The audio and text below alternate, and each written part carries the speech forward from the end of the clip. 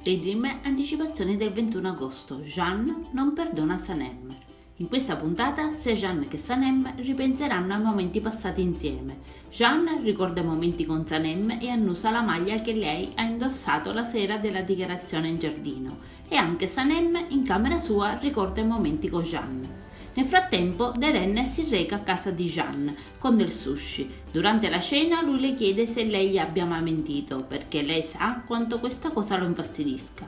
Inoltre Deren si versa il bicchiere addosso ed è costretta ad andarsi a cambiare. Sanem aspetta l'orario stabilito, poi chiama Mirre chiedendogli se ha raccontato tutto al fratello, ma Mirre non ha alcuna intenzione di farlo e allora Sanem si presenta a casa di Jeanne. Sanem consegna i documenti contenuti ora in una cartellina blu a Jeanne, che lei chiede quale bugia sia venuta a confessargli, ma la cartellina è vuota.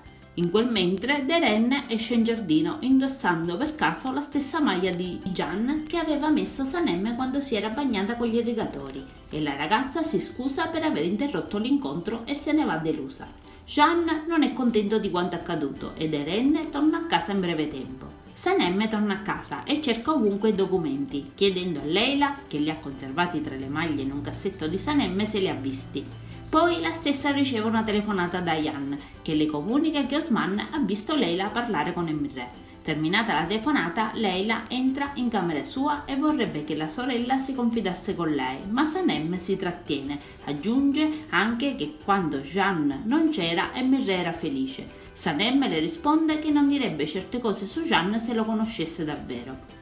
Il giorno successivo Jeanne si reca in agenzia in anticipo. Poco dopo Deren si presenta nel suo ufficio, lo vede pensieroso e Jeanne le confida che vuole liberarsi dall'accordo con Fabri in poco tempo, ma Deren gli ricorda che lo sta facendo per suo padre e per il bene dell'azienda.